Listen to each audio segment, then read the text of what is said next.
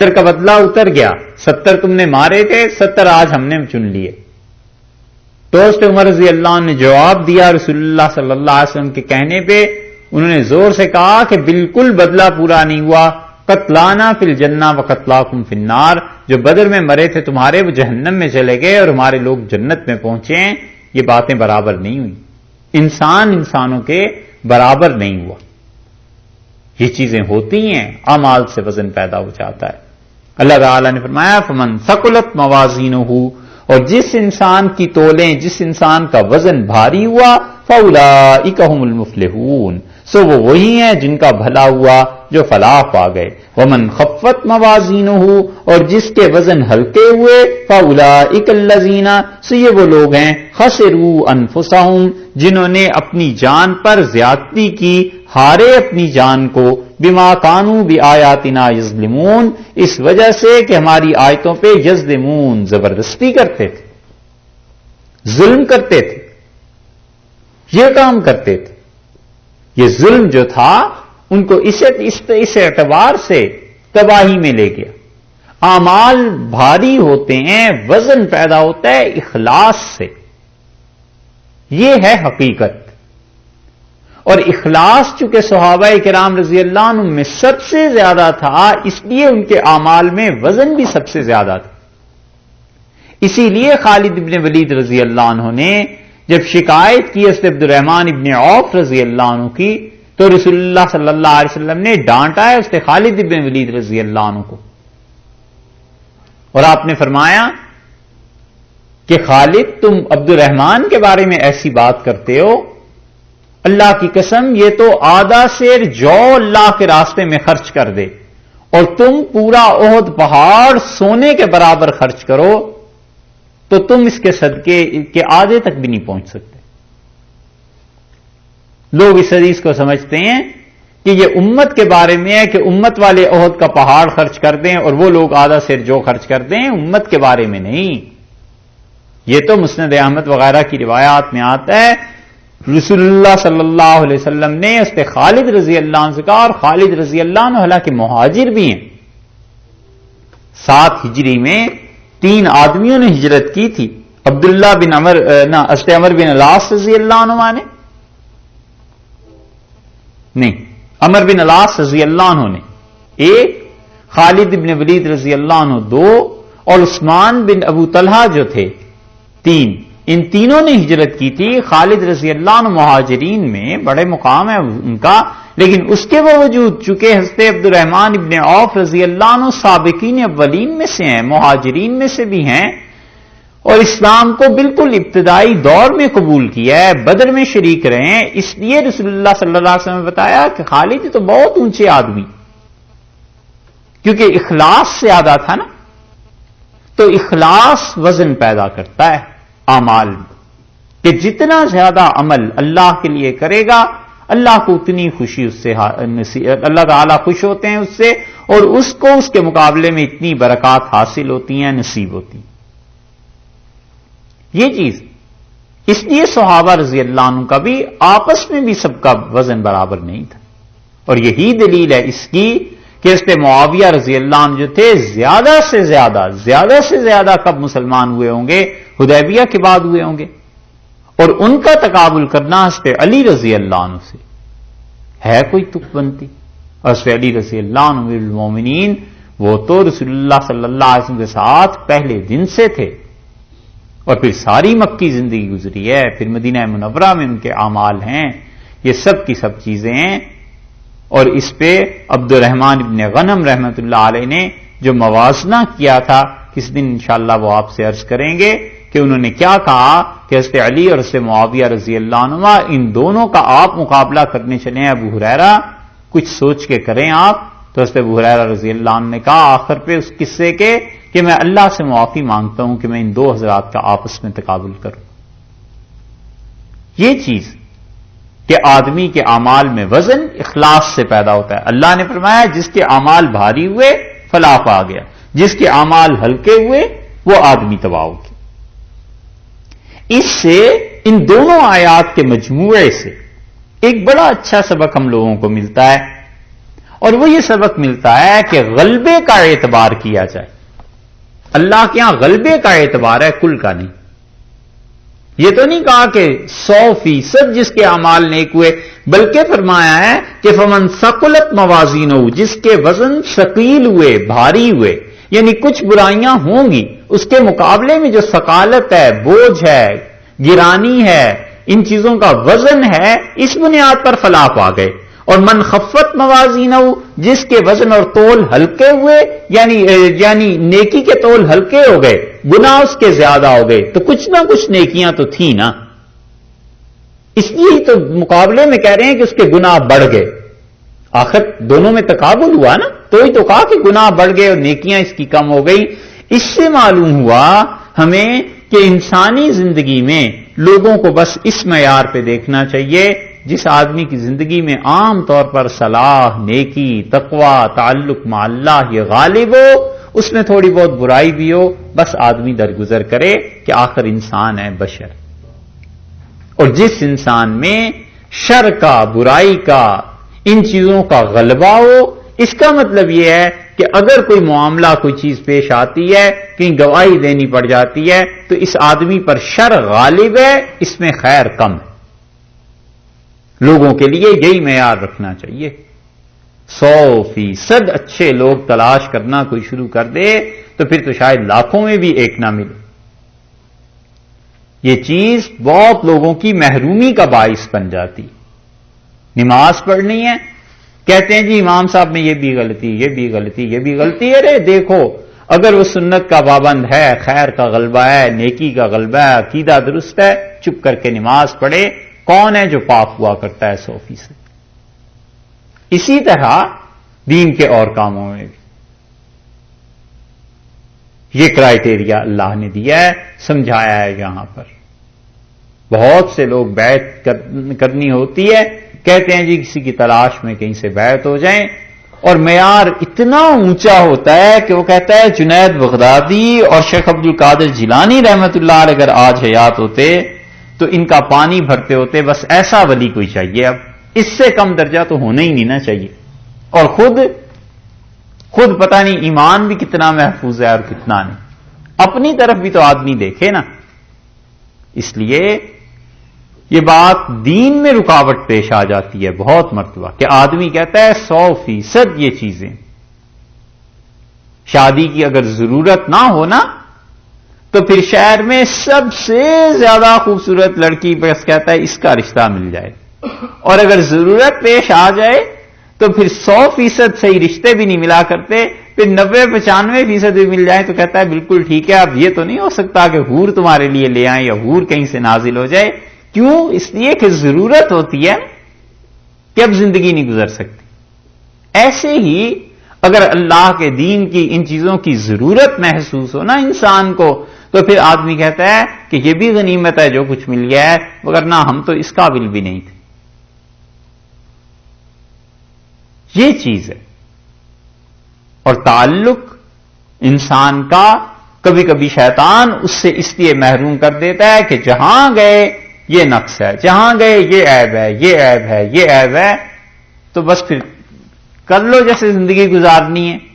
یہ چیزیں تو پیش آتی ہیں. اسی لیے اللہ نے بتایا ہے کہ جس کے اعمال میں وزن ہوا بس وہ نجات پا گئے، اور جس انسان کے اعمال کم ہوئے نیکی کے وہ آدمی برباد ہو گیا. اسی پہ زندگی بھر عمل کرتا رہے.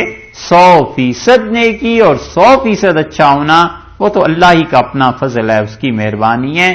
کہیں موت کے وقت پہنچ کے کوئی آدمی ایسا ہوتا ہے. شاہ عبد القادر صاحب رائے پوری رحمت اللہ علیہ کے پاس کچھ لوگ آئے اور حضرت کہتے تھے، مولانا منظور نعمانی صاحب رحمت اللہ نے ایک جگہ فرمایا، انہوں نے کہا ہماری موجودگی میں مولانا حبیب الرحمان صاحب لدھیانوی رحمت اللہ علیہ اور یہ حضرات آئے. انہوں نے کہا حضرت ہم انگریزوں کے خلاف تقریریں کرتے ہیں، مرزائیوں کے خلاف بھی بولتے ہیں، ختم نبوت کا کام بھی کرتے ہیں اور سارے کام کرتے ہیں، مگر ہم میں بعض اوقات ہم لوگوں میں ریاکاری بھی ہوتی ہے کہ تقریر کس کی اچھی ہوئی، جلسہ کس کا اچھا ہوا، تمہاری تقریر پہ لوگوں نے کیا کہا، ہماری تقریر پہ کیا کہا. یہ سب چیزیں بھی ہوتی ہیں. 100% اخلاص نہیں ہوتا. تو آپ کی صحبت میں آ کر احساس ہوتا ہے کہ یہ اخلاص کتنی بڑی نعمت ہے. اللہ کے لیے کام ہونے چاہیے، لوگوں کے لیے نہ کرے. تو ہم کیا کریں؟ تو حضرت نے فرمایا کہ مولوی صاحب کام کرتے رہو. جب اخلاص آتا ہے نا آدمی پہ اور اللہ ہی کے لیے کام کرنا شروع کر دیتا ہے تو بڑھاپا ایسا آ جاتا ہے کہ گھٹنوں میں پانی پڑ جاتا ہے، اٹھ کے کھڑا نہیں ہو سکتا. تو اس لیے کام بھی کرو، اخلاص کے لیے کوشش بھی کرتے رہو، دونوں چیزیں جاری رکھو. اللہ تعالیٰ اخلاص بھی ایک دن دے دے گا. بڑی اچھی بات، بہت عمدہ بات انہوں نے کہی.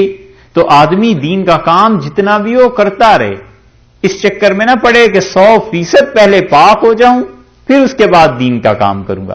یہ تو ایسے ہی ہے جیسے محلے والے مسجد نہیں آتے کہ مولوی صاحب کی تقریر ختم ہو تو مسجد جاؤں نماز پڑھوں، اور وہ کہتے ہیں تم آؤ تو تقریر ختم کروں. اب یہ کب تک چلے گا؟ یہی بات. اس لیے آدمی ہمیشہ غلبے کو دیکھے، کس چیز کا غلبہ ہے. بس انشاءاللہ اللہ تعالیٰ اپنے فضل سے فیصلہ فرما دیں گے، رحمت اور مہربانی سے. اور اعمال پہ بات آ گئی تو اس کا یہ حل ہے کہ جس چیز کا غلبہ ہے. تو اللہ تعالیٰ نے فرمایا کہ جس کے اعمال کم پڑ جائیں گے یہ لوگ ہیں خسرو انفسہم، جنہوں نے اپنی زندگی ہار دی، ساری عمر کی محنت برباد ہوئی. بما کانوا، اس وجہ سے کہ بے آیاتنا یظلمون، یہ کیا کرتے تھے؟ ہماری نشانیاں، ہماری آیات، ان چیزوں کے متعلق دیکھو ان کی کیا تھی؟ زبردستی کرتے تھے، ظلم کرتے تھے.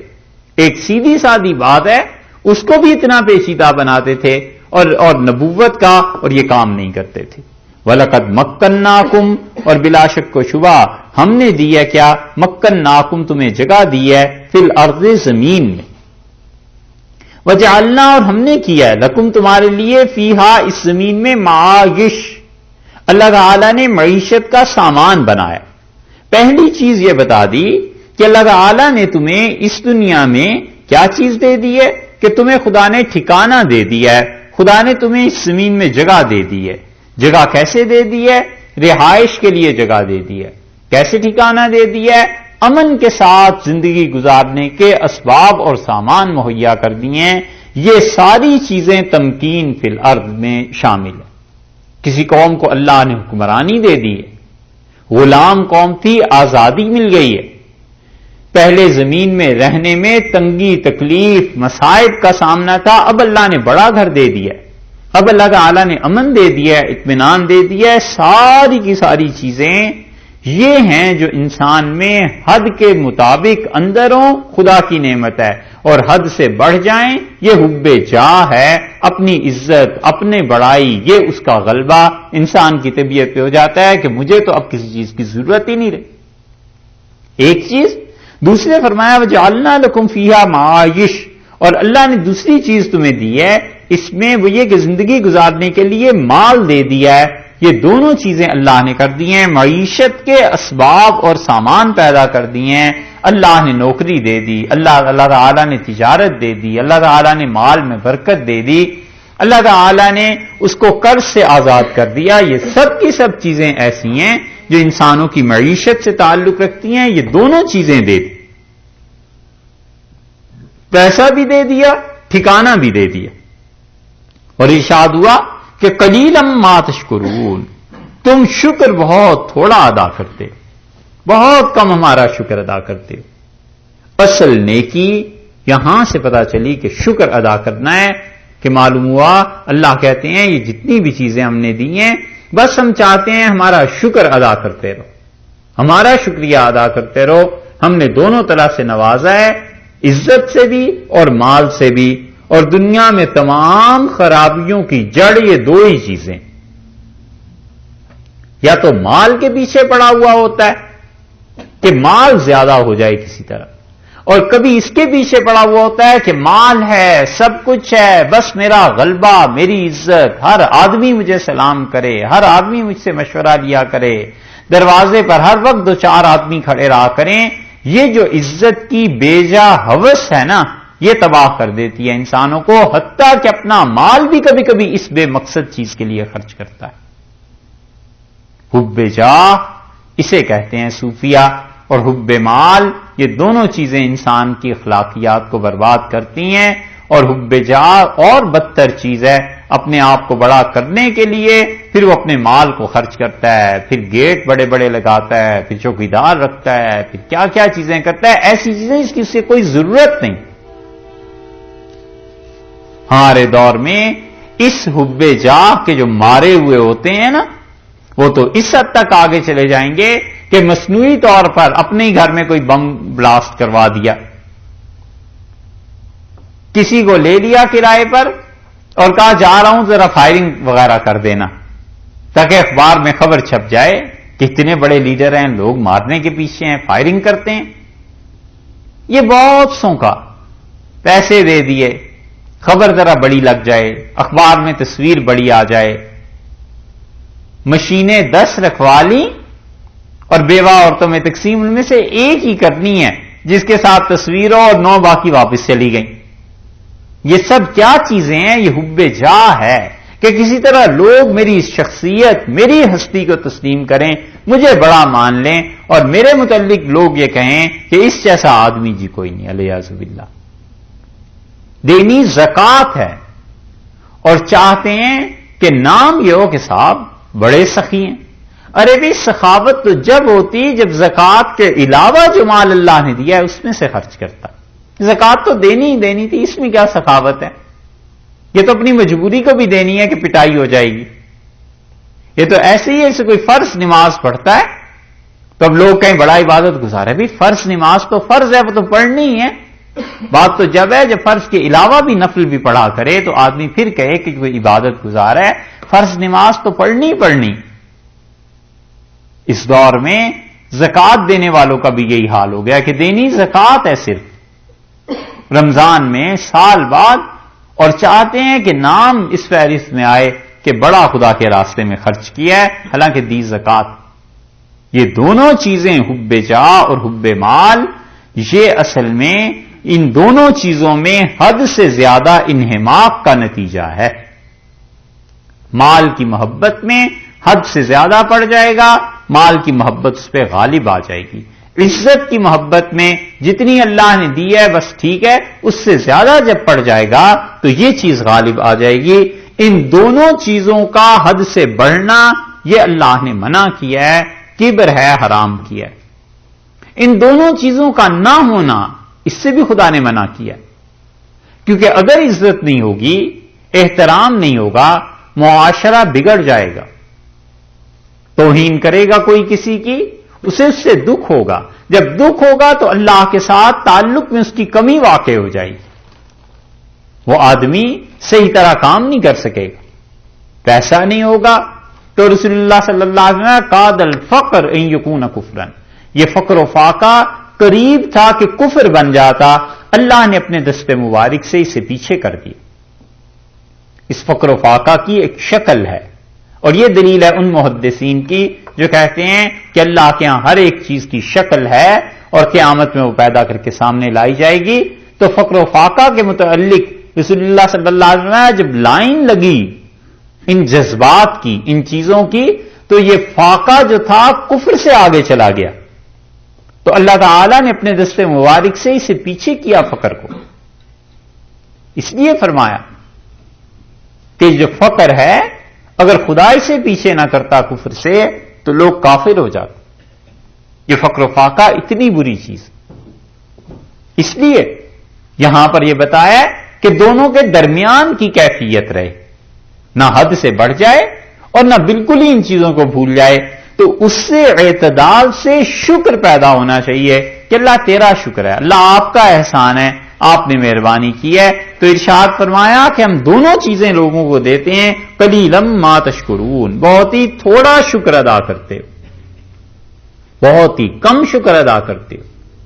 حضور اقدس صلی اللہ علیہ وسلم نے فرمایا کوئی آدمی سجدے میں اپنا سر رکھ لے اس دن جس دن وہ پیدا ہوا تھا اور اس دن تک جس دن سے موت آئے گی، تو قیامت میں اللہ کے سامنے اپنے اس عمل کو بھی حقیر سمجھے گا کہ کیا پیش کروں، زندگی میں کیا کیا۔ تو اس لیے ارشاد فرمایا ہے تھوڑا شکر ادا کرتے ہو، معلوم ہوا کہ کثرت سے اللہ کا شکر ادا کرتا رہے، اصل نیکی وہی ہے۔ اسی لیے یہ بات تو اللہ تعالیٰ نے اس پہ داؤد علیہ السلام سے بھی فرمائی تھی،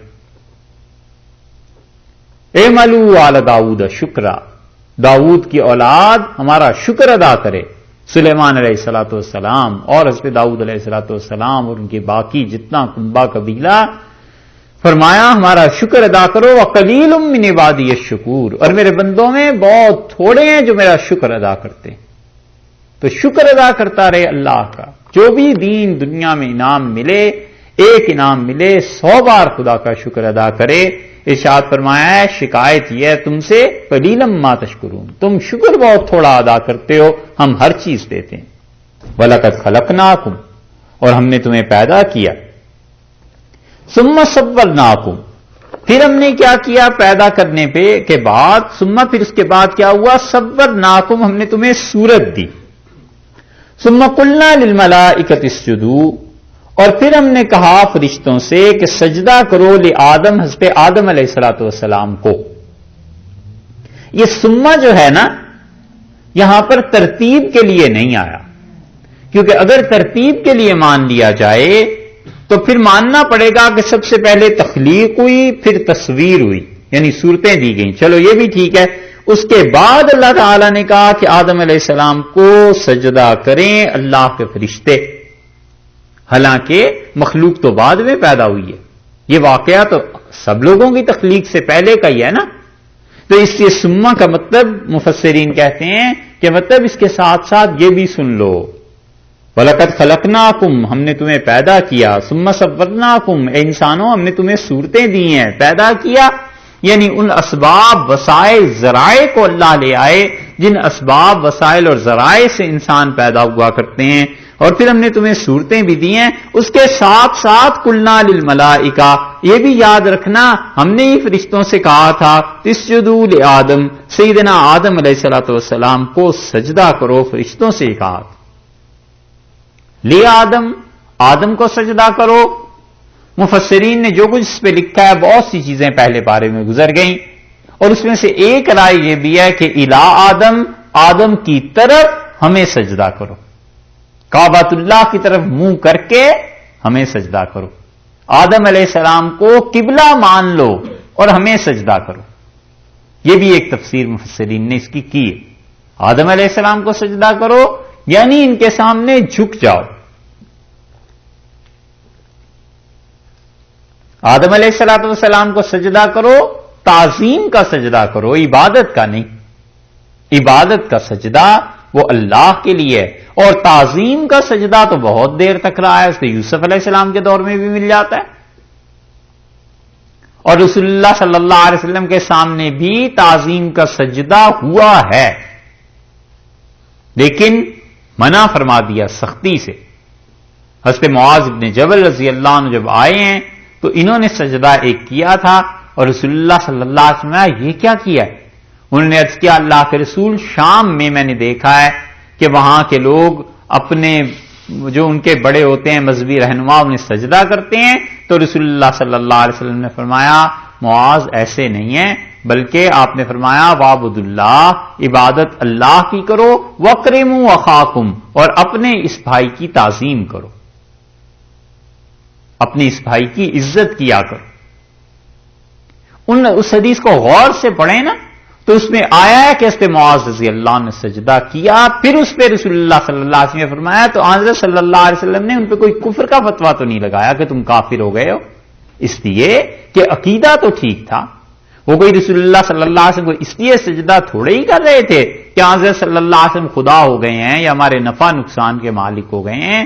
یہ عبادت کے نظریے سے سجدہ کرنا انسان کو کفر کی طرف لے کے جاتا ہے، مطلقاً سجدہ کفر نہیں۔ اسی لیے شاہ عبدالعزیز صاحب محدث ریلوی رحمۃ اللہ علیہ نے بڑی وضاحت سے یہ بات لکھی ہے کہ وہ کہتے ہیں کہ عبادت کے سجدے میں اور تعظیم کے سجدے میں فرق کرنے والی چیز نیت ہے، کہ کسی آدمی نے کس نیت سے سجدہ کیا۔ اسی لیے یہ بہت سے جوہلا جو مسلمانوں میں مزارات پر سجدے کرتے ہیں، یہ چیزیں کرتے ہیں، ہر ایک کو کافر نہیں کہا جا سکتا۔ کئی ایک سے آپ پوچھیں کہ جو سجدہ کیا ہے یہ صاحب قبر کے متعلق تمہارا کیا خیال ہے، نفع نقصان یہ سب چیزیں، اور یہ تمہیں جانتے ہیں تمہارے حالات؟ وہ کہتا ہے جی نہیں، میں نے تو بس عزت احترام محبت میں سجدہ کیا اس نے کبیرہ گناہ، حرکت اس نے ایسی کی ہے جس کا ظاہر شرک ہے، جس کا ظاہر بہت کبیر ہے، بہت بڑا گناہ ہے لیاذ باللہ، لیکن اس پہ کفر کا فتویٰ شرک کا اس وقت لگائیں گے جب یہ پتا چلے کہ کس عقیدے کے تحت اس نے کیا۔ تو رسول اللہ صلی اللہ علیہ وسلم نے حضرت معاذ رضی اللہ عنہ کے متعلق یہی فرمایا کہ معاذ ایسے نہیں کرنا، اور ارشاد فرمایا کہ عبادت اللہ کی، کیونکہ سجدہ بھی عبادت کی چیزوں میں سے ایک چیز ہے، وَأَكْرِمُوا أَخَاكُمْ، اور اپنے بھائی کی عزت کیا کرو، اپنے صاحب کی۔ بس اس حدیث کے ترجمے میں غلطی ایک ہی ہوئی ہے مولانا اسماعیل شہید رحمۃ اللہ علیہ سے، انہوں نے دلی کی زبان میں اس کا ترجمہ کیا ہے کہ اپنے بڑے بھائی کی عزت کیجیے، یا تو حضرت یہ لکھ دیتے کہ وَأَكْرِمُوا أَخَاكُمْ، اپنے اس بھائی کی عزت کرو، یہ نہیں لکھا، غلطی کی انہوں نے ہے۔ رسول اللہ صلی اللہ علیہ وسلم کے لیے عزت احترام کا ایک لفظ بڑھا دیا کہ اپنے بڑے بھائی کو سجدہ کیجیے، یہ عزت کے طور پہ بڑھایا نا۔ اس کو لوگ لے اڑے اور انہوں نے کہا دیکھا مولوی اسماعیل تو یہ سارے وہابی یہ کہتے ہیں کہ رسول اللہ صلی اللہ علیہ وسلم بس اتنی عزت ہے جتنی بڑے بھائی کی عزت۔ ارے انہوں نے حدیث کا ترجمہ کیا یار، کیا لکھتے اس پہ؟ یہ لکھتے تھے کہ چھوٹے بھائی کا احترام کرو، یا یہ لکھ دیتے تھے کہ بھائی کا احترام کرو، بھائی کی عزت کرو، انہوں نے اس سے بڑھ کر لکھ دیا کہ بڑے بھائی کی عزت کیجیے۔ بس اس پہ مولانا اسماعیل شہید رحمۃ اللہ علیہ ایسے پکڑے گئے ہیں کہ بے ادبی، گستاخ، یہ وہ، اور سارا کچھ لکھنے کے بعد پھر آخر پہ لکھتے ہیں کہ احتیاط اسی میں ہے کہ مولوی اسماعیل کو کافر نہ کہو۔ اب کوئی پوچھے کہ اگر صاحب رسول اللہ صلی اللہ علیہ وسلم کی واقعی انہوں نے توہین کی ہے، آپ یہ سمجھتے ہیں واقعی یہ توہین کا جملہ ہے، تو پھر کیوں نہ مولوی اسماعیل کو کافر کہیں بھائی؟ باقی جو اس سے بھی کم درجے کے ہیں وہ کافر ہو گئے، فرنگی محل پورا کافر، ندوہ والے پورے کافر، دیوبند پورا کافر، تحریک خلافت والے پورے کافر، علی گڑھ والے سارے کافر، کوئی طبقہ ایسا نہیں بچا جس پہ کفر کا فتویٰ نہ لگ گیا ہو۔ مولانا اسماعیل شہید رحمۃ اللہ علیہ میں کیا ایسی خصوصیت آ گئی کہ مولوی صاحب کو کافر نہ کہا جائے؟ احتیاط اسی میں ہے۔ بھئی کیوں احتیاط کر رہے ہو جب اتنا بڑا اس نے جرم کر لیا کہ رسول اللہ صلی اللہ علیہ وسلم ان کو بس بڑا بھائی کہہ دیا، حالانکہ انہوں نے مشکات کی ایک روایت کا ترجمہ کیا ہے، تقویۃ الایمان اب بھی چھپی ہوئی مل جاتی ہے، اس میں دیکھ لیجئے، اردو کا پرانا ایڈیشن کوئی مل جائے تو حضرت نے اتنا ہی لکھا ہے کہ بڑے بھائی کی عزت کیجیے۔ بس اس پہ وہ بات سارے فسانے میں جس کا ذکر نہیں، وہ بات انہیں بہت ناگوار گزری۔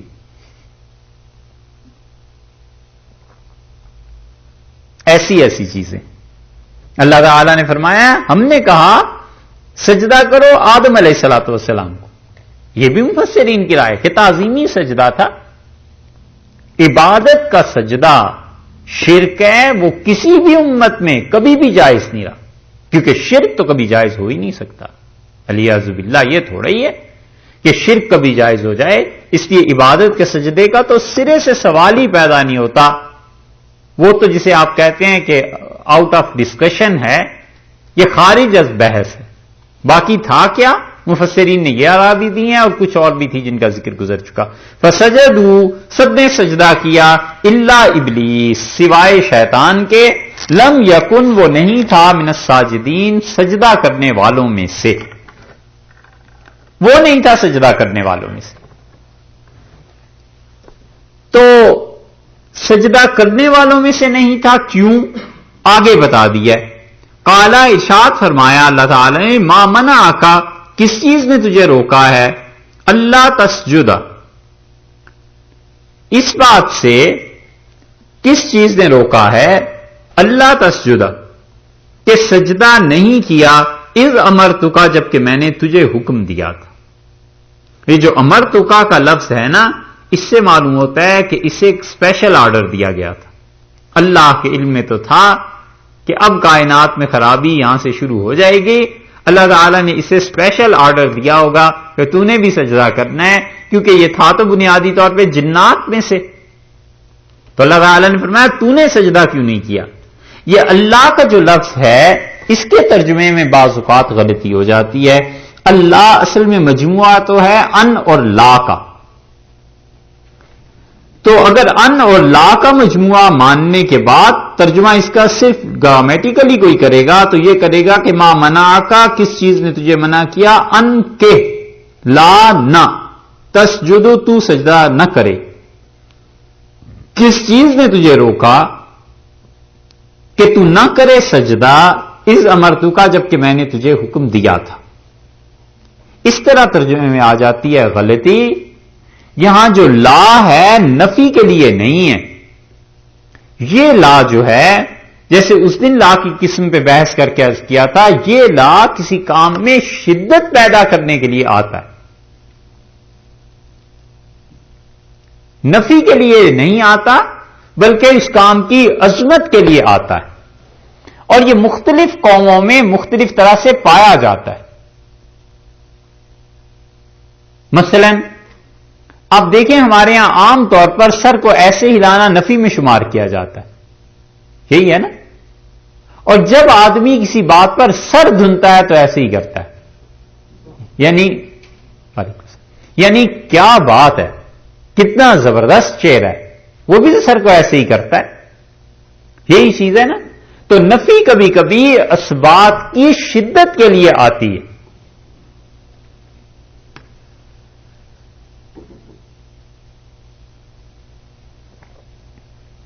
نگاہ برق نہیں, چہرہ آفتاب نہیں, وہ آدمی ہے مگر دیکھنے کی تاب نہیں.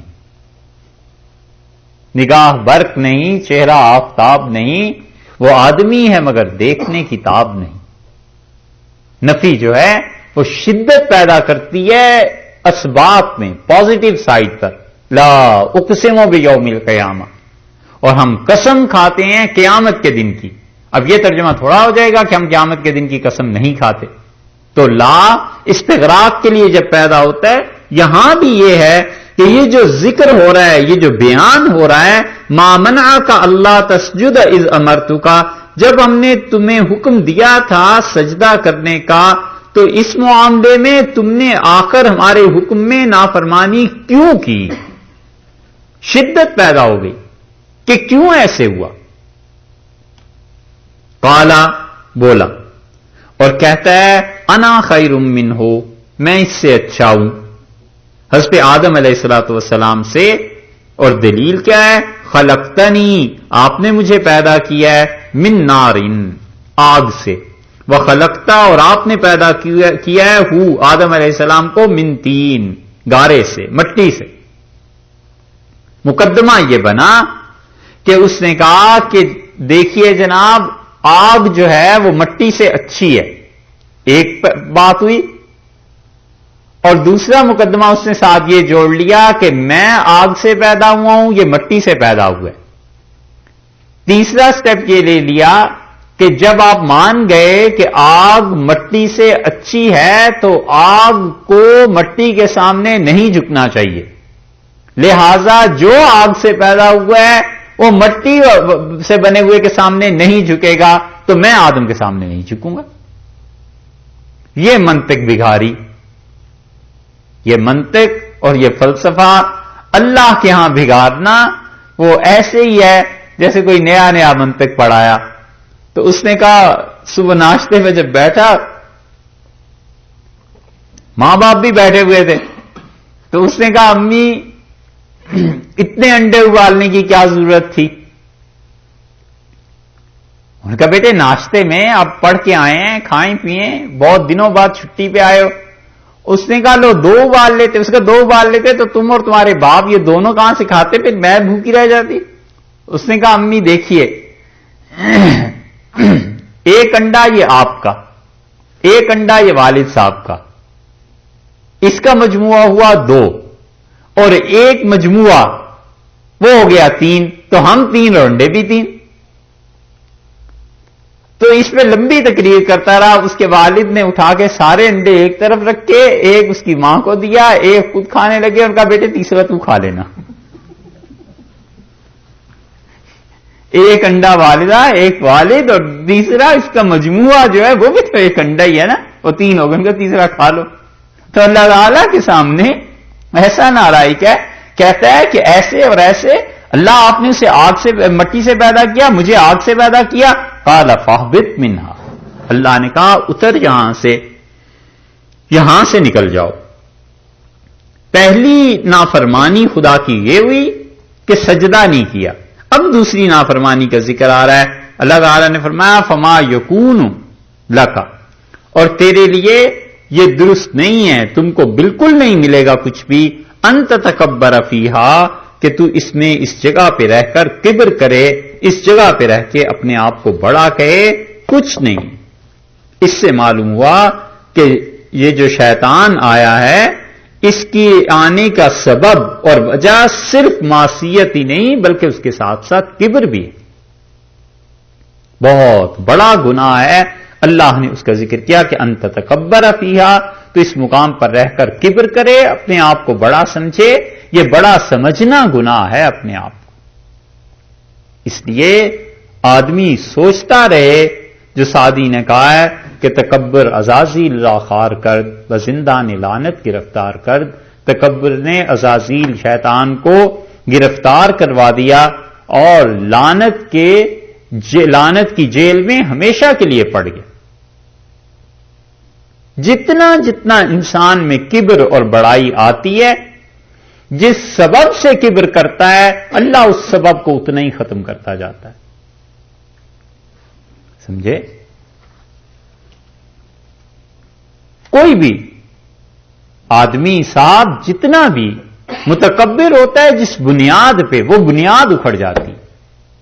متکبر ہوا اس بات پر کہ اولاد میری بہت ہے، اولاد میں موت طاری ہو جاتی، اولاد اس کی نافرمان ہو جاتی، اولاد سامنے خدا دکھا دیتا ہے کہ اس کے کچھ کام نہیں آئی. کبر کی بنیاد یہ ہوئی کہ عزت بہت زیادہ ہو گئی ہے، خدا ایک لمحے میں رسوا کر دیتا ہے کہ کوئی عزت زیادہ نہیں ہوئی. اور یہ بھی خدا کا کوئی احسان ہو تو ایسے ہو جاتا ہے کہ دنیا میں آدمی کو عقل آ جائے، وگرنہ تو عام طور پہ ایسے ہوتا ہے کہ متکبر آدمی موت تک رہتا ہے اور خدا کا عذاب اس پہ پھر آخرت میں آتا ہے. اور کبر ہو علم پہ، علم ایسے ہی برباد ہو جاتا ہے کہ علم سے نفع اٹھانے والے لوگ نہیں رہتے، یا علم میں ایسی بے برکتی ہو جاتی ہے کہ اس کا علم خود اس کے اپنے کام نہیں آتا. الیاذ باللہ. ہارون الرشید کے ہاں دو اپنے وقت کے بڑے بڑے قاری جمع ہو گئے تو نماز پڑھانی شروع کی، اور قل یا ایھا الکافرون پڑھ رہے تھے. وہ اپنے وقت کے امام تھے رحمہ اللہ، اور انہوں نے یہ جو ہے نا آگے لا اعبد ما تعبدون، یہ لا جو بار بار آتا ہے اس میں الجھ گئے اور سورہ کافرون بھول گئے. خیر نماز ہو گئی. نماز کے بعد جو پیچھے ایک قاری صاحب تھے انہوں نے کہا کوفہ والے سورہ کافرون ٹھیک نہ پڑھ سکے، بس یہی ہے ان کے قرات.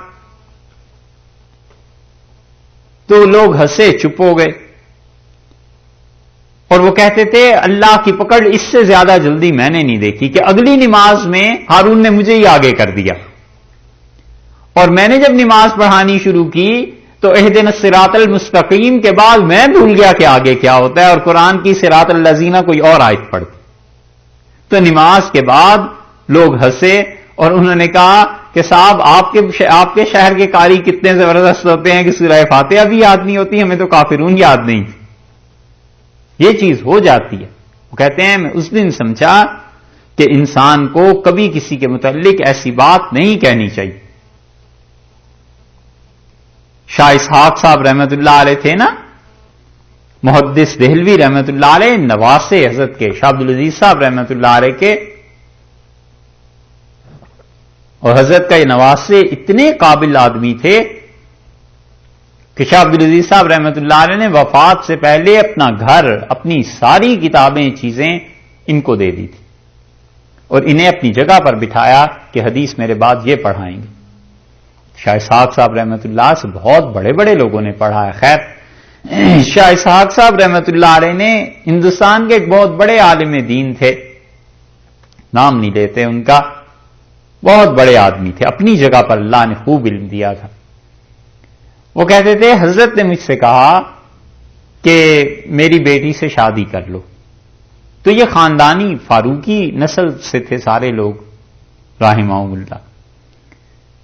تو میں نے اپنی دادی صاحبہ کو لکھا اور میں نے کہا کہ استاد ہیں اور کہتے ہیں کہ ہمارے خاندان میں رشتہ کر لو. تو دادی نے کہا نہ بالکل نہ کرنا، یہ ذات کے ہیٹے ہیں، چھوٹے ہیں ذات کے، کہاں فاروقی اور کہاں ہم لوگ، ہمارا خاندان ایسا.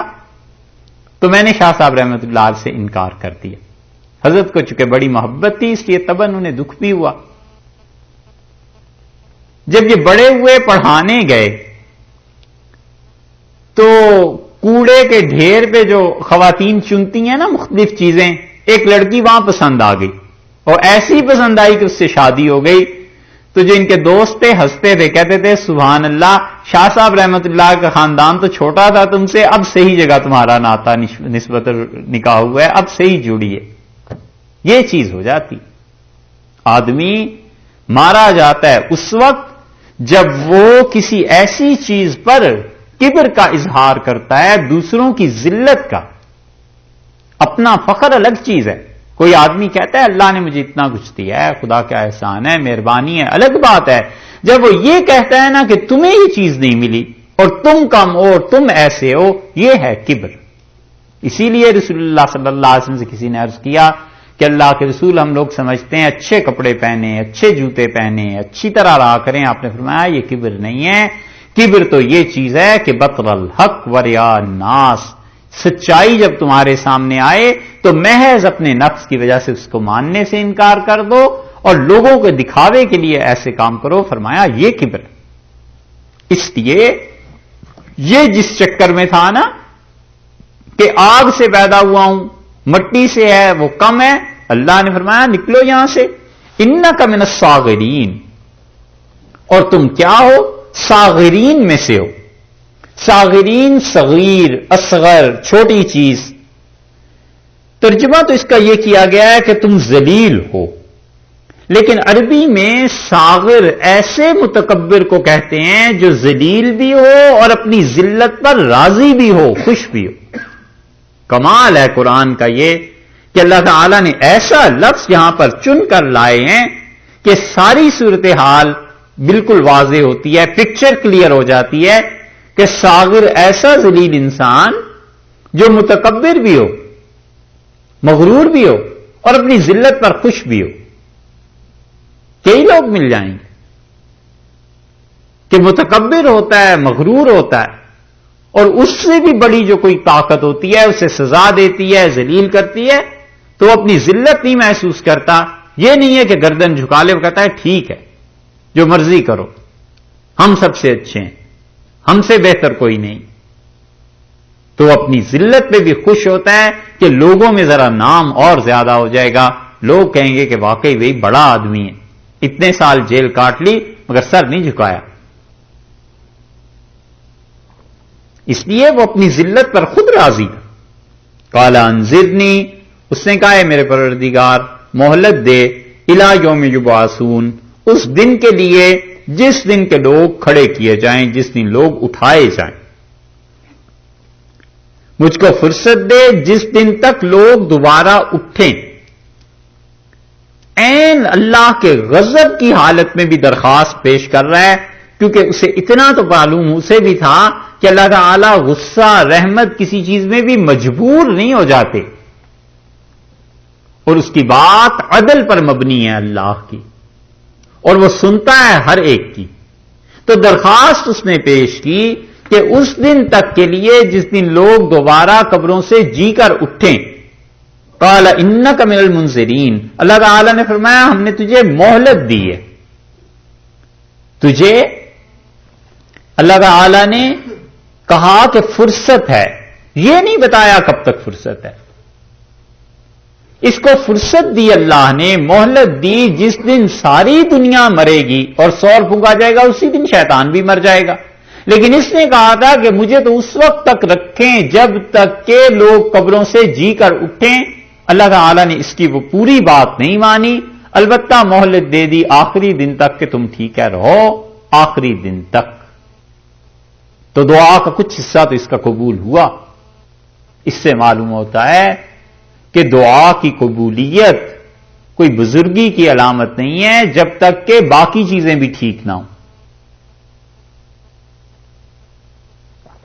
دعا کی قبولیت کسی انسان کی ہو جاتی ہے لیکن عقیدہ اس کا برباد ہے، اعمال اس کے رسول اللہ صلی اللہ علیہ وسلم کی سنت کے خلاف ہیں، کھانا پینا اس کا حلال نہیں ہے، کتنی چیزیں ہیں ایسی. تو دعا کی قبولیت سے دھوکہ نہ کھا جائے کہ بہت پہنچے ہوئے ہیں، اور چیزوں کو بھی دیکھے کہ عقیدہ کیا ہے، اعمال کیا ہے، سنت کے ساتھ کیا تعلق ہے، حلال حرام کی تمیز ہے یا نہیں. اس کا قصہ چونکہ پہلے گزر چکا ہے سورہ بقرہ میں، اس لیے تھوڑا سا اسے تیزی سے چل رہے ہیں. قال فبما اغویتنی، اس نے کہا اے پروردگار، بیما، یہ با جو ہے اس کا مطلب ہے اس سبب سے، اس وجہ سے. اغویتنی، تو نے مجھے بدراہ کیا ہے، تو نے مجھے ہٹایا ہے صحیح راہ سے. لأقعدن، میں ضرور بالضرور بیٹھ جاؤں گا، لہم، تیرے بندوں کے لیے، ان لوگوں کے واسطے، صراطک المستقیم، تیری سیدھی راہ پر میں بیٹھوں گا، ان لوگوں کی طاق میں جو تیری سیدھی راہ پر چلتے ہیں. یہ جو کہتا ہے کہ اس سبب سے کہ خدایا تو نے مجھے گمراہ کیا ہے، اس میں تو کوئی شک اور شبہ نہیں ہے، اور ہمارے عقیدے میں یہ بات داخل ہے کہ ایمان اور کفر دونوں کو اللہ نے پیدا کیا. اللہ کے علاوہ کوئی نہیں ہے جو ان چیزوں کو پیدا کرے. اس کائنات میں کفر کو پیدا کرنے کی حکمت ایسی ہی ہے جیسے گھر میں آدمی بیت الخلا بھی تو بناتا ہے. یہ حکمتیں بہت گہری ہیں اور خالصتاً فلسفے کے بھی مسائل ہیں، اس لیے اس بحث میں کیا پڑھنا.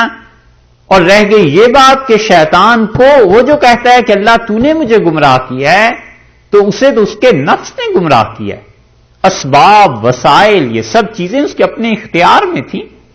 اختیار اللہ نے اسے بھی دیا تھا، اس کا بھی ایک نفس اور جی تو ہے نا اندر.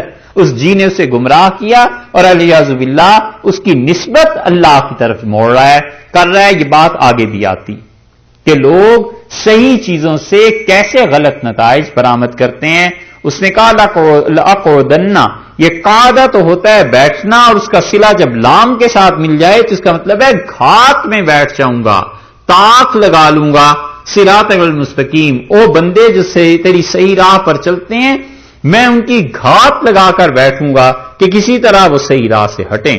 ثم لآتینہم، میں پھر ان کے پاس آؤں گا، من بین ایدیہم، ان کے آگے سے، ومن خلفہم، اور ان کے پیچھے سے، وعن ایمانہم، اور ان کے یمین دائیں ہاتھ سے، وعن شمائلہم، اور ان کے بائیں ہاتھ سے شمائل سے. ولا تجدو، اور اے اللہ تو نہیں پائے گا، اکثرہم شاکرین، کہ تیرے بندے اکثر شکر ادا کریں تیرا.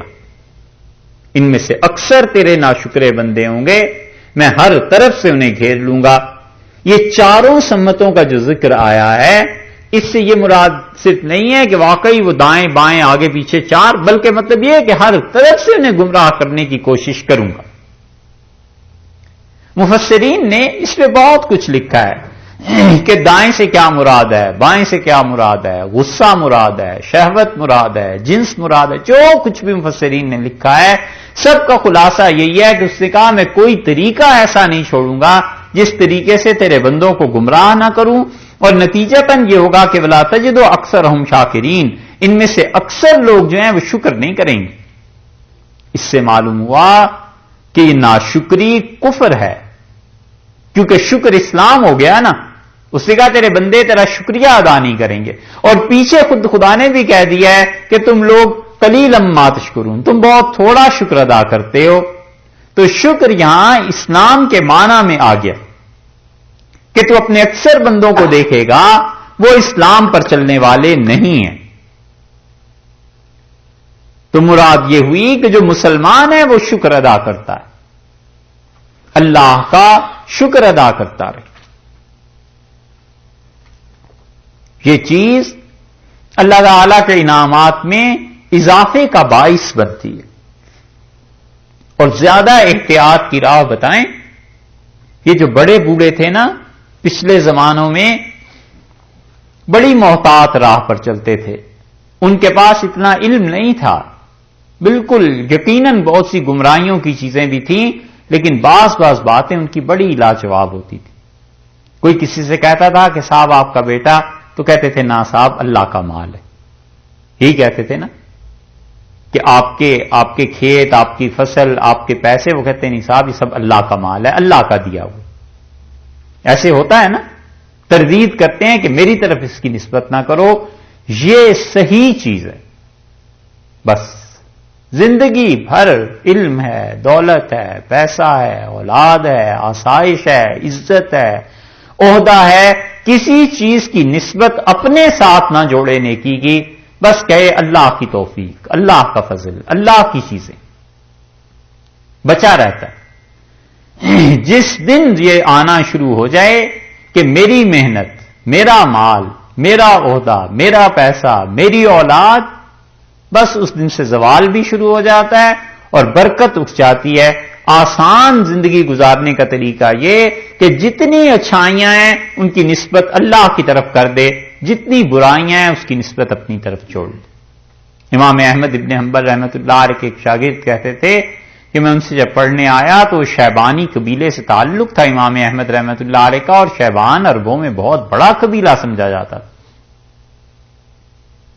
تو میں نے کئی مرتبہ ان سے پوچھا کہ حضرت آپ کا تعلق کس قبیلے سے ہے، اتنی اچھی عربی یہ وہ بار بار مجھے کہہ رہے ہم تو دیہاتی آدمی ہیں. میں نے زیادہ اصرار کیا تو انہوں نے کہا یار میں ایک گاؤں میں پیدا ہوں، دیہاتی آدمی ہوں، ہمارا کوئی ایسا بڑا قبیلہ نہیں، کچھ نہیں، چھوڑو ان باتوں. یہ اس طرح بچتے تھے کہ امر واقعہ میں بھی جو اللہ کا فضل اور انعام ہوا تھا بغیر ضرورت کے اس کا اظہار نہیں کرتے تھے. اور ایسے لوگ بھی گزرے ہیں کہ ساری زندگی ایک تعریف کا جملہ اپنے متعلق ان کی زبان سے نہیں نکلا. شاہ عبد القادر صاحب رائے پوری رحمۃ اللہ علیہ اپنے شیخ کے متعلق کہتے، شاہ عبد الرحیم صاحب رائے پوری رحمۃ اللہ علیہ کے متعلق فرماتے تھے کہ میں حضرت کے ساتھ کتنے 13 برس یا 11 برس کتنے برس فرمایا کہ میں خانقاہ پہ رہا ہوں، دن رات صبح شام میرے سامنے تھے، اور اتنے سالوں میں ایک جملہ کبھی ایسا نہیں سنا جس سے میں کی بو آتی. فرمایا اتنے سالوں میں کبھی ایک دن ایک جملہ ایسا نہیں کہا جس سے اپنی کسی بڑائی کا اظہار ہوتا ہو. اسی لیے امام غزالی رحمۃ اللہ نے لکھا ہے کہ آخری چیز جو صدیقین کے دلوں سے نکلتی ہے، اس مقام کے لوگوں سے نکلتی ہے دل سے، وہ حب جاہ ہے، اپنی طرف چیزوں کی نسبت کرنا کہ میں اتنا اچھا ہوں. فرمایا یہ آخری چیز ہے جو صدیقین کے دلوں سے نکلتی. اس لیے یہاں پہ کہا ہے کہ شیطان نے کہا یہ اکثر تیرے بندے شکر کرنے والے نہیں ہوں گے. شکر یہی ہے کہ بس اللہ کے ساتھ چیزوں کی نسبت جوڑتا رہے، اور سب سے آسان یہ ہے کہ بندہ اپنے ساتھ ان چیزوں کی نسبت جوڑے ہی نہیں اچھائیوں کی. کہا لخرج منہا، اللہ نے کہا نکلو یہاں سے، یعنی فرشتوں کے زمرے سے نکل جا، فرشتوں کے گروہ سے نکل جا. اور اس حال میں کہ مذعومن مردود ہو گیا، رد کر دیا گیا، مدحورا دور پھینک دیا گیا. کھڈیڑا سمجھتے ہیں؟ کھڈیڑا نہیں سمجھتے؟ پرانی ہندی کا لفظ کھڈیڑا، پھینکا ہوا، نکالا ہوا، جس چیز کو ردی بیکار ہو اور پھینک دیا جائے. فرمایا نکل جا یہاں سے، تو ذلیل بھی ہے مردود بھی ہے. لمن تبعک منہم، اور لام فرمایا ہے ہمیں قسم ہے، لام یہ قسمیہ آ گیا. اللہ تعالیٰ نے ہمیں قسم ہے من تبعک منہم، ان بندوں میں سے جن کو تو کہتا ہے نا کہ اکثر شکر نہیں کریں گے، جو تبعک تیرے پیچھے چلے گا، لأملأن یہ جواب ہے اس کا، ہم یقیناً ایسے کریں گے کہ بھر دیں گے جہنم کو، منکم تو اور یہ تیرے ساتھ چلیں گے، اجمعین تمام کے تمام ہم ان کو جہنم میں بھر دیں گے. یہ جو مجھے کہہ رہے ہو کہ اکثر لوگ میرے شکر گزار نہیں ہوں گے، مجھے کیا پرواہ ہے، شکر کریں گے اپنا نفع کریں گے، نہیں کریں گے ہمارا کیا بگاڑ لیں گے۔ یہ ہے اللہ کی توحید اور بے نیازی۔ دنیا کے اکثر و بیشتر کیا ہر کوئی معبود اللہ کے علاوہ اس کا محتاج ہے کہ لوگ اس کی عبادت کریں، نہ عبادت کریں معبود کا نام ہی غائب۔ لات اور منات کی عبادت ہوتی تھی مکہ مکرمہ میں، حضور اقدس صلی اللہ علیہ وسلم نے جب توحید بتا دی ختم ہو گئی عبادت۔ اب کون پوچھتا ہے لات اور منات کو؟ ہر معبود اس کا محتاج ہے کہ اس کی عبادت کی جائے بجز اللہ کے کہ سبحانہ و تعالی وہ اتنی بلند و بالا ذات ہے، ساری دنیا مل کے اس کی نافرمانی کرے اسے کیا پرواہ ہے، اور سب مل کے عبادت کریں اس کی مملکت اس کی بادشاہی میں کیا اضافہ کر دیں گے۔ اس لیے فرمایا اگر یہ ہوگا تو پھر کیا ہوگا، اس کے نتیجے میں انسانوں کے حقوق ضائع ہو جائیں گے، توحید کا پیغام دنیا میں نہیں رہے گا۔ خدا کی توحید جب ختم ہو جائے گی تو شرک کے رواج کی وجہ سے بزدل ہو جائیں گے، ظلم ہوگا، اللہ کے سامنے جواب دینے کا احساس لوگوں کو مٹ جائے گا۔ جہاں جہاں بھی شرک فعلی عام ہوا ہے، لوگوں کے افعال میں شرک آیا ہے، چاہے وہ مسلمان ہوں اور چاہے وہ کافر ہوں، وہاں سے آخرت کا عقیدہ اٹھ گیا ہے۔ انہوں نے تصور کر لیا ہے کہ بس آخرت اول تو ہونی ہی نہیں، ہو بھی جائے گی تو یہ کس دن کام آئیں گے، جن کی اتنی عبادت کرتے رہے ہیں یہ خدا سے سب کچھ خود ہی نمٹا لیں گے۔ اللہ کی توحید اتنی ضروری چیز ہے، اس لیے جس کو بھی خیال رہتا ہے کہ اللہ ہے، اس کو یہ بھی خیال آتا ہے کہ مجھے جواب دینا ہے خدا کے سامنے، میں کیوں ظلم کروں؟ تو یہ شرک کو پھیلا رہے ہو، اور ان چیزوں کو ہم سب کو جہنم سے بھر دیں گے۔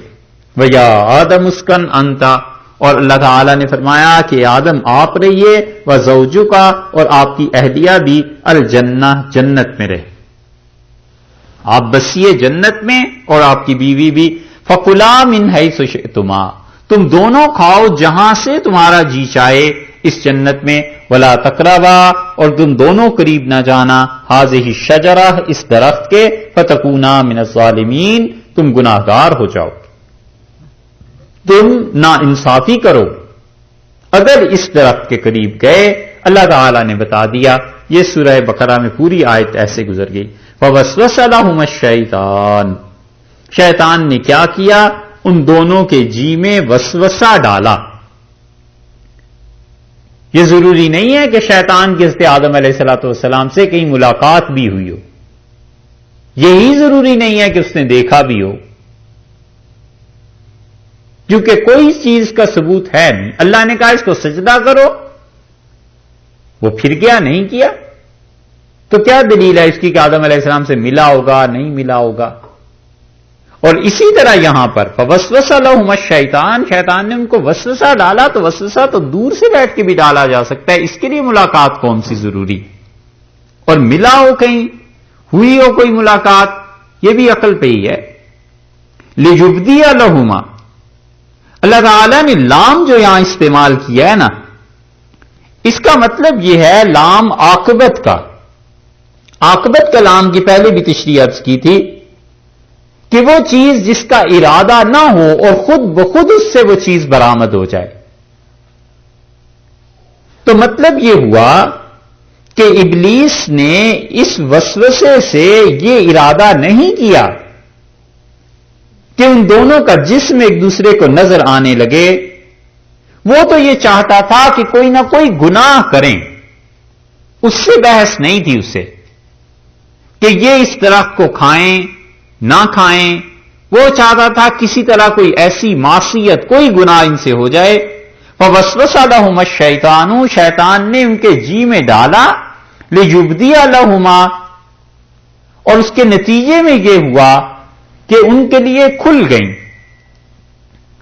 لہما ان دونوں کے لیے، ما وری عنہما جو اللہ نے ڈھانپ دیا تھا ان کو، اللہ نے نور کا لباس پہنا دیا تھا انہیں، اور اس نور کی وجہ سے یہ دونوں ایک دوسرے کو نہیں دیکھتے تھے۔ یہ رد ہے تورات کا، بائبل کا، جہاں آتا ہے کہ وہ جنت میں برہنہ رہتے تھے اور ایسے پھرتے تھے۔ اللہ تعالیٰ نے فرمایا ہے ایسی بات نہیں ہے، بلکہ معبوریہ عنہما، جو ان کے عیب ان سے چھپائے گئے تھے، جو چیزیں جسم کی چھپائی گئی تھی، من سوآتہما، ان کے شرم کے مقامات، وقالا، اور کہنے لگا، ما نہاکما ربکما عن ہذہ الشجرہ، اللہ تعالیٰ نے یہ جو تمہیں منع کیا ہے نا اس درخت سے، تم دونوں کے پروردگار نے اس خاص درخت سے، الا، مگر یہ کہ ان تکونا ملکین، کبھی فرشتے ہی ہو جاؤ اسے کھا کے، او تکونا من الخالدین، یا تم لوگ ہمیشہ ہمیشہ جیو گے، یہ اس لیے منع کیا ہے، فرشتے ہو جاؤ گے اگر کھاؤ گے تو، کھا لو، ہمیشہ ہمیشہ یہاں رہو گے، تم اس درخت کو کھانے کے بعد ہمیشہ کی زندگی جنت میں اللہ کے قرب میں پالو گے، کھا لو اسے، یہ ان کے جی میں ڈال رہا ہے۔ وقاسمہما، اور پھر اس نے قسمیں کھائیں، یہ ہے بات۔ قاسمہما، قاسمہ اصل میں باب مفاعلہ سے آتا ہے عرب میں، اور اس کا مطلب یہ ہے کہ دونوں طرف سے قسمیں کھائی گئی۔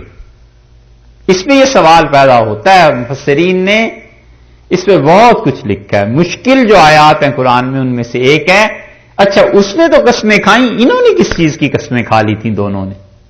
مفسرین کہتے ہیں کہ اس نے قسمیں کھائیں اور انہوں نے اعتبار کر لیا، اللہ نے ان دونوں کو تعبیر کر دیا ہے کہ دونوں طرف سے قسمہ قسمی ہوئی، یعنی اس نے قسم کھا لی، انہوں نے اعتبار اس کی قسم کا کیا، اس لیے ان کا بھی ذکر آ گیا۔ اور اس سے بھی اچھی چیز اساتذہ ہمارے کہتے تھے کہ قاسمہ کا مطلب یہ ہے کہ یہ باب مفاعلہ سے ہے، اور اس میں جتنے الفاظ آتے ہیں ان میں ایک خصوصیت یہ بھی پائی جاتی ہے مبالغے کی، تو قاسمہ کا مطلب یہ کہ بھرپور قسمیں کھائیں، بار بار قسم کھاتا رہا، شدید قسمیں، اور وہ دونوں ایسے تھے انہوں نے کبھی دیکھا ہی نہیں تھا کہ اللہ کے نام پہ بھی کوئی جھوٹ بولتا ہے، اللہ کے نام پہ بھی کوئی جھوٹی قسمیں کھایا کرتا ہے، انہوں نے دیکھا نہیں تھا، وہ اس کی قسموں میں آ گئے۔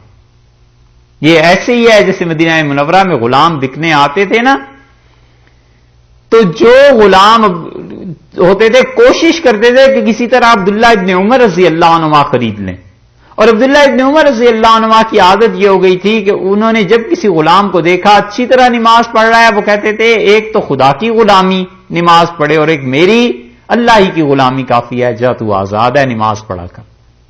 وہ اتنی بات پھیلی کہ غلام جو آتے تھے پہلے ہی انہیں خبر ہوتی تھی کہ اگر ابن عمر رضی اللہ عنہ نے خرید لیا تو نماز اچھی پڑھی، اس کے ساتھ ہی چھٹی۔ تو کسی نے کہا حضرت یہ جو آپ غلام خریدتے ہیں نا یہ نمازیں اصل میں نہیں پڑھتے، یہ تو جان بوجھ کے ایسے کرتے ہیں تاکہ آپ کو دھوکہ دے، اللہ کا نام نماز کو غلط استعمال کرتے ہیں۔ تو ابن عمر رضی اللہ عنہ نے جو بات کہی ہے یہ وہی سمجھ سکتا ہے جسے کسی سے محبت ہو۔ انہوں نے کہا اس کے نام پہ دھوکہ دیتے ہیں تو اس کے نام کا دھوکہ بھی ہم کھا لیں گے، ٹھیک ہے کوئی نہیں، میں معاف کرتا ہی رہوں گا، آزاد کرتا رہوں گا۔ باپ سے بات یاد آتی ہے، سر سید جو تھے نا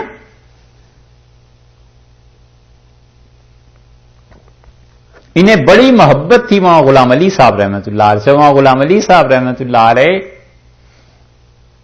13ویں صدی کے مجدد تھے اپنے سلسلہ نقشبندیہ کے، ان کے شیخ تھے مرزا مظہر جان جانا رحمۃ اللہ علیہ، اور سر سید سے اتنی حضرت کو بھی محبت تھی کہ حضرت فرماتے تھے سر سید کے والد سے کہ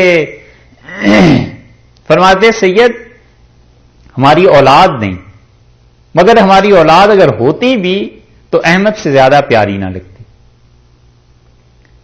خانقاہ میں جو بھی ختم اور چیزیں ہوتی تھیں 1 روپیہ اس زمانے میں بادشاہ کی طرف سے یا کہیں سے آتا تھا، تو لوگ پہلے سے کہتے تھے حضرت وہ روپیہ ہمارا ہے، تو اس فرماتے اچھا۔ ایک مرتبہ کسی نے کہا حضرت آئندہ مہینے میں جو آیا ہے تو وہ روپیہ ہمارا ہوگا، اس نے فرمایا ٹھیک ہے لے لینا۔ وہ روپیہ جب پیش کیا گیا تو سر سید نے ہاتھ بڑھایا، بچے تھے اور لے لیا۔ تو وہ آدمی جو تھا اس نے شکایت کی، اس نے کہا حضرت آپ کا وعدہ بھی تھا، ہم اور دے دیں گے۔ اس نے کہا حضرت نہیں یہی ہے، فرمایا یہ نہیں ہو سکتا، تمہیں پتہ نہیں ہمیں کتنا پیارا ہے۔ سر سید کو حضرت سے ایسی محبت تھی۔ تو ایک دن کے نواب وقار الملک وغیرہ سارے کہتے ہیں کہ بڑے زبردست گہرے دوست تھے آپس میں، جو اردو کو اس یونیورسٹی کو اٹھانے والے لوگ تھے ان میں نواب وقار الملک تھے۔ ان کے اختلافات ہوئے ہیں جب سر سید نے اپنے بیٹے سید محمود کو بنایا اپنا جانشین، تو سید محمود ایسے ہی آدمی تھا، سر سید کو گھر سے ہی نکال دیا بیٹے نے۔ اور جب سر سید بیچارے کا انتقال ہوا ہے تو یہ ایک کوٹھی میں بیٹھ کے شراب پی رہا تھا، تو چندہ جمع کیا سر سید کے دوستوں نے، تب جا کر تجہیز و تکفین ہوئی۔ بہو نے بلا لیا، بہو نے کہا گھر میرا ہے، آپ نہ چھوڑ کے جائیں، یہ آپ کا بیٹا ایسے ہی نالائق ہے۔ تو محمود نے اپنی بیگم کو برا بھلا کہا کہ باپ میرا ہے اور تم اتنی اس کی کیئر کر رہی ہو۔ یہ بھی ایک لمبا قصہ ہے۔ تو سر سید نے نواب وقار الملک وغیرہ جو تھے ان کے بڑے گہرے دوست تھے سارے، جب محمود کو بنایا اپنا جانشین تو نواب وقار الملک بنیادی طور پہ شیعہ تھے، تو انہوں نے لکھا اسلام میں دو ہی غلطیاں ہوئی ہیں، ایک اجتہادی غلطی حضرت معاویہ رضی اللہ عنہ سے ہوئی اور انہوں نے اپنے بیٹے یزید کو اپنی جگہ دے دی، اور ایک اب آپ کر رہے ہیں کہ محمود کو اپنی جگہ لا رہے ہیں۔ یہ خط میں انہوں نے لکھا ہے۔ خیر،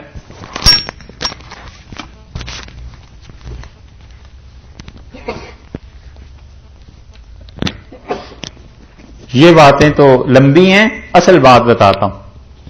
جو بتا رہا تھا سر سید کو بڑی محبت تھی مولانا غلام علی صاحب رحمۃ اللہ علیہ سے، تو ایک دن نواب وقار الملک وغیرہ یہ ان کے دوست کہتے ہیں کہ اندر سے آئے تو انہوں نے کہا جلدی سے ہمیں ذرا اس شیشے کے باہر دیکھو کیا ہو رہا ہے۔ ہم نے کہا دیکھا، ہم نے کہا کیا ہے؟ کہنے لگا یہ جو بھکاری ہے نا یہ بڑا ہی بہروپیہ ہے، اب دیکھنا میں اسے کئی دن سے دیکھ رہا ہوں، یہ آتا ہے یہاں کپڑے اب تبدیل کرے گا، اچھے خاصے کپڑے اس نے پہنے ہوئے تھیلے میں ڈالے گا اور بھگوت ملے گا اپنے چہرے پہ اور اپنے آپ کو ایسے ہی مسکین ظاہر کرے گا اور آ کے مانگے گا، اور یہ کبھی کبھی یہاں بھی آتا ہے مانگنے، تو میں تو ڈانٹ دیتا ہوں۔ تو ہم نے کہا سر سید دے دیا کیجئے کچھ، اس کا ایسے ہی گزارا ہوتا ہے۔ انہوں نے کہا خدا کی قسم میں تو کچھ نہیں دوں گا اگر آئے گا بھی تو باقی ان کے دوست کہتے ہیں کہ ہم دیکھتے رہے، ہنستے رہے، اپنا کام شروع کیا۔ تھوڑی دیر بعد وہی آیا اور دروازے پہ دستک دی، تو سر سید بیٹھے ہوئے تھے، وہ ہماری طرف دیکھ کے ہنسے کہ مطلب آ گیا۔ دروازہ کھلا، ہم اسے دیکھ رہے تھے، وہ آیا سر سید کے پاس، ہاتھ پھیلایا اور کہنے لگا کہ شاہ غلام علی صاحب رحمۃ اللہ علیہ کے صدقے کچھ عنایت۔ تو سر سید نے جیب میں ہاتھ ڈالا اور 50 روپے اس زمانے کے نکال کے ہاتھ پہ رکھ دی اور کالے جو۔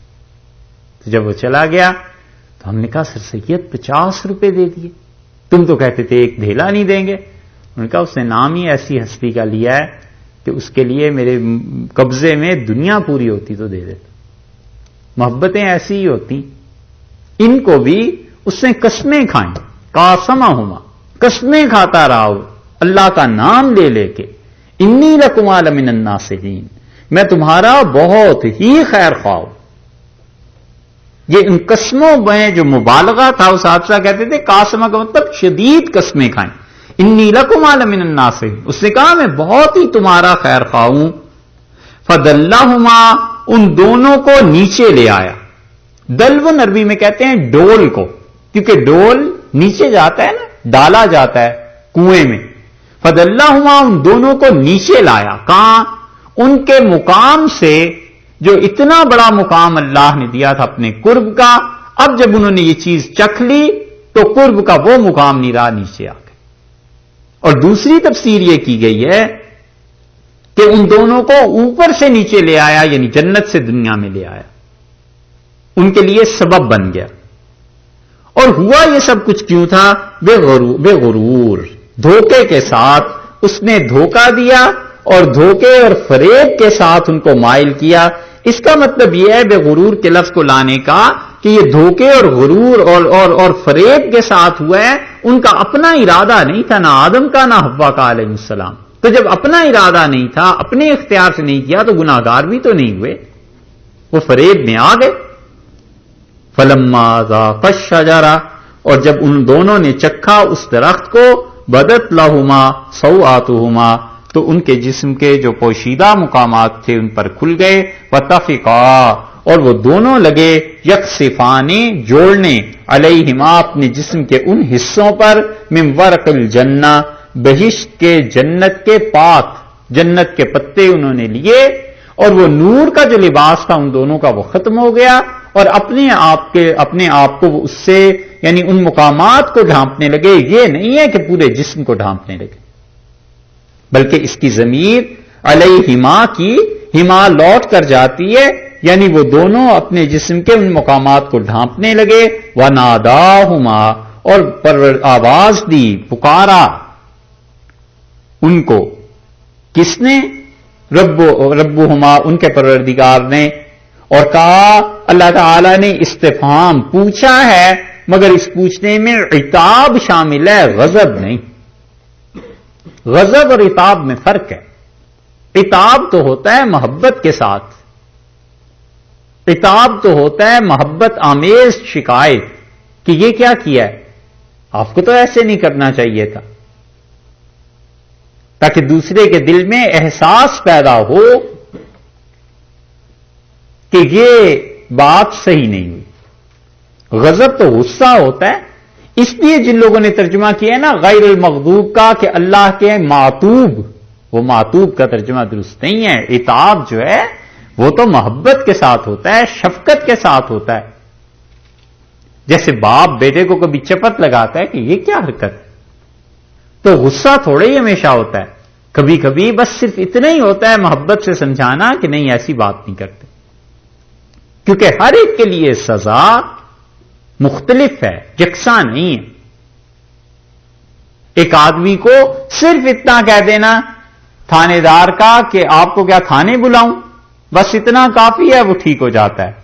اور کچھ ایسے ہوتے ہیں جن کو بٹھانا ہی ٹھیک کر دیتا ہے اور کچھ ایسے ہوتے ہیں جن کے جب تک جوتے نہ پڑیں تب تک ٹھیک نہیں ہوتے. تو ہر ایک کی سزا کے مختلف حال ہیں نا. تو یہاں پر صرف عتاب ہے اور وہ بھی محبت آمیز. اس لیے مغضوب کا ترجمہ معطوب سے کرنا درست نہیں. الم انہاکما اللہ تعالیٰ نے فرمایا کیا تم دونوں کو منع نہیں کیا تھا ان تلکما الشجرہ اس درخت سے وَأَقُلْ لَكُمَا اور تم دونوں سے کہہ دیا تھا ان الشیطان لکما عدو مبین کہ شیطان تم دونوں کا بڑا کھلا ہوا دشمن ہے صاف دشمن. بات ایسی ہی ہے شیطان پہ غضب نازل ہوا اور اس سے کہا تم نے کیوں یہ کام نہیں کیا سجدہ نہیں کیا. اس نے آگے سے دلائل دینے شروع کر دیے کہ مجھے آگ سے اسے مٹی سے یہ کیسے.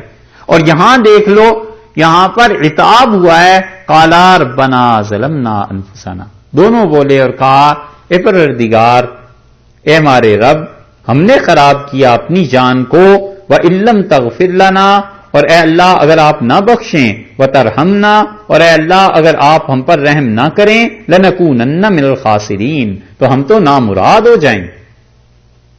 خدایا ہم نامراد ہو جائیں گے اگر تیری مہربانی ہو تیری عنایات ہم پہ نہ ہوئی.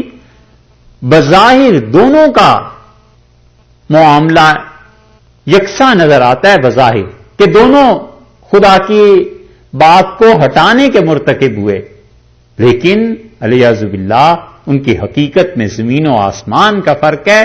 شیطان اس پہ غضب نازل ہوا اور ادھر خدا کی رحمت نازل ہوئی اور ادھر وہ دلائل دے رہا ہے ادھر انہوں نے اب دلائل دینا کون سی مشکل بات تھی. کہہ سکتے تھے 10 باتیں کہ یہ تو اس کا قصور ہے اس نے وسوسہ ڈالا تھا اور یہ بھی ہو سکتا تھا کہ پروردگار ہم نے اپنی مرضی سے تھوڑے ہی کیا اور یہ بھی ہو سکتا تھا کہ آپ ہی کی محبت آپ ہی کے نام پہ دھوکہ کھایا. کچھ نہیں